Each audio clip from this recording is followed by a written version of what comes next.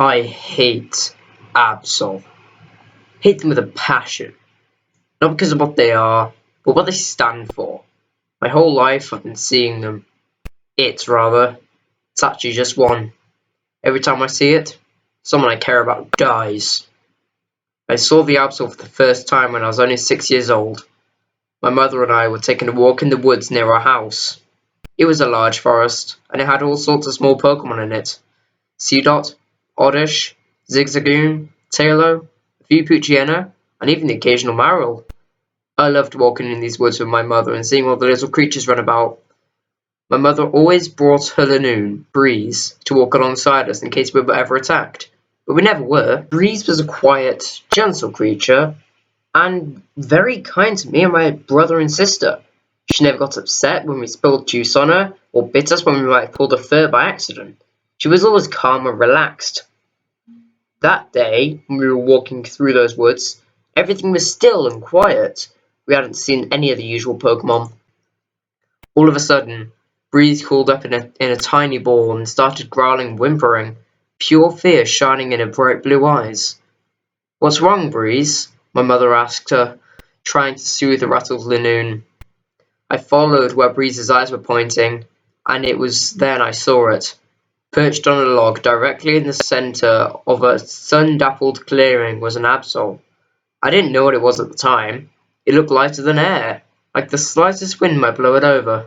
It was on its toes, ready to spring up and flee at any moment. My mouth hung open in awe at the strange and beautiful creature. My mother didn't see it. She was too occupied with trying to pacify Breeze. I suddenly snapped out of my stupor. "Mama! Mama! A Pokemon! A big white one! Mama!" I hollered. My mother sat up. "Where?" I turned around again, pointing a pudgy finger at the clearing. "Right over there." "Where did it go?" The creature had gone. Breeze stood up again, barking at the spot where I'd been pointing before tearing off into the woods. "Breeze! No! Wait!" my mother cried before sighing. The Lanoon was gone. What did the Pokemon look like, Mickey? It was big and white and fluffy and had big black claws and a black tail and a black horn in its head to match. My mother's hands flew to her mouth and her eyes widened. "Honey, that was an Absol. We have to get home and call your father." "But Breeze—" "No buts. Breeze is smart. She can find her own way home. We have to go. Now!" Shocked at my mother's abruptness, I meekly let her drag me home by my arm. I didn't know what was going on, but if it had anything to do with father, it had to be important. My father travelled most of the time and wasn't home very often. He always brought us the nicest gifts when he found the time to come home to his family. Soon we were home. My mother raced to the phone, her fingers flying over the buttons as she dialed in the numbers. She was almost completely silent for several long minutes, her ear pressed to the phone, with her only sounds being grunts and a few words here and there. Then suddenly she began to sob. Young as I was, I knew something was wrong, even as she hung up the phone trying to contain herself. "Mama, what happened to Daddy?" My mother looked up, her eyes red, before hugging me and beginning to sob again. It was then I knew that my father was never coming back. My father had been in Lily Cove City, staying at the hotel there. He had been there to visit Mount Pyre and catch some Pokemon indigenous to that area, as well as check out the Safari Zone. However, one night he decided to go for a cruise. The captain of the boat was drunk, and he ran the ship up on the rocks. There were no survivors. All we had to remember my father by was his Mightyena, Grim, who he had left in his hotel room, and a gift that he was going to bring back for me. He had caught me my very own Pokemon, a beautiful female Vulpix he had captured on Mount Pyre. I named her Foxfire. It was amazing to finally have my own Pokemon. My brother, Alex, who was 3 years older than me, had his Electrike, Jolt. My sister Eva, who was 2 years younger than me, had a Skitty, Blush. And now I finally had my own Pokemon, and I felt that in her, in my precious Foxfire, a tiny piece of my father lived on. The second time I saw the Absol was 2 years later, when I was 8. I was playing in the backyard with my sister and our Pokemon. Our brother was in the front yard with his Manectric. He'd been asked to keep to the other side of the house because he was training his Pokemon, and Jolt was a good bit stronger than either of our Pokemon. I remember it quite clearly. We had all dressed up in eye patches and bandanas and fake peg legs, even our Pokemon, and we were all pretending to be pirates searching for buried treasure. We were make-believe that the occasional bolts of lightning dancing away from the front lawn was an approaching storm. Called child's game. I was supervising as my loyal Foxfire swabbed the deck with her tail when I chanced to look up. Straight ahead of me, not more than 20 feet away, was the Absol. It was the same one from all those years ago. I didn't know how I knew, but I did. My Vulpix noticed that I stopped giving orders, looked up to see what it was that I was staring at. She saw it too. The beast gave a loud, guttural growl of its own name, and suddenly we heard a blood-curdling scream from the front yard, accompanied by a shock of lightning. The Absol fled into the woods. Without missing a beat, I turned to my sister. "Eva, quickly, go get Mama. I'll check on Alex." She nodded dumbly and ran inside the house. In seconds, I was in the front yard, Foxfire at my side. The sight I was met with was a grim one.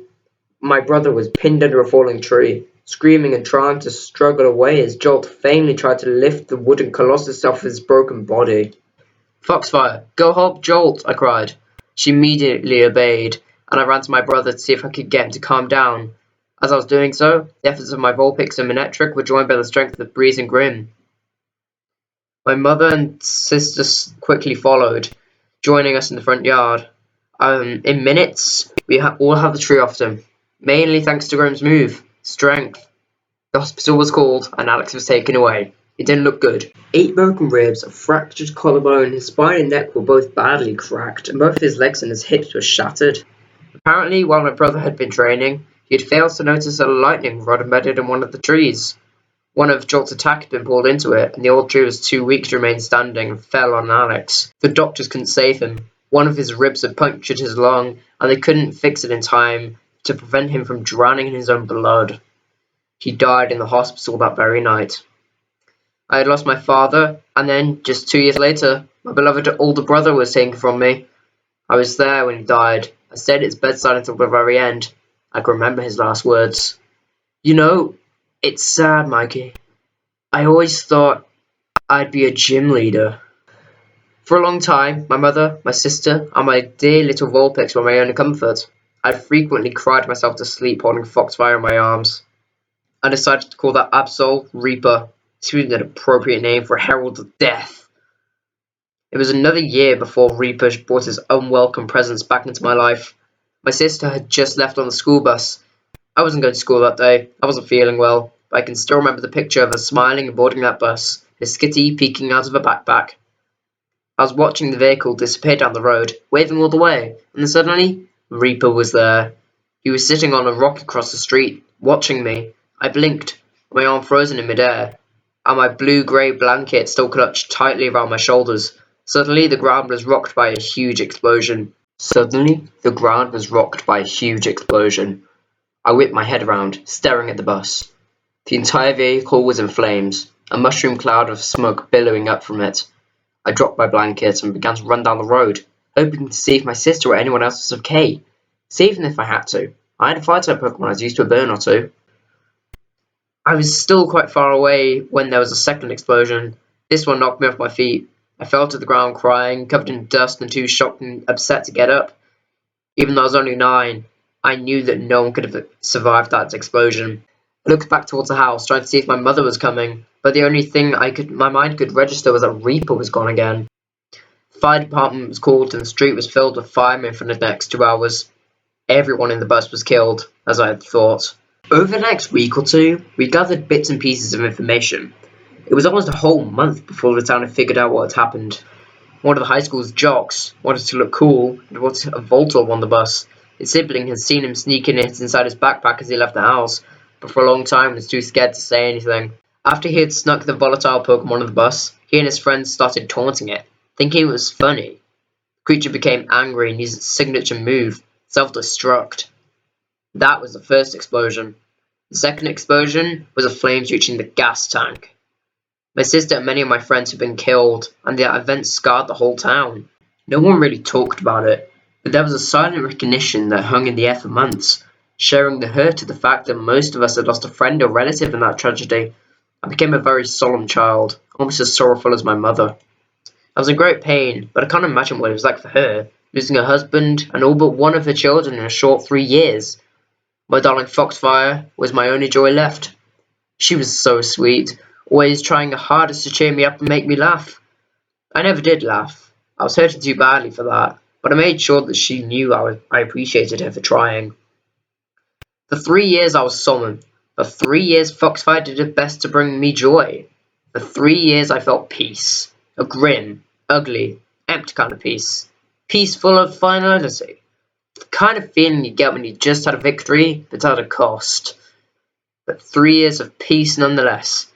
For 3 years I thought that death was over. But for 3 years I was dead wrong.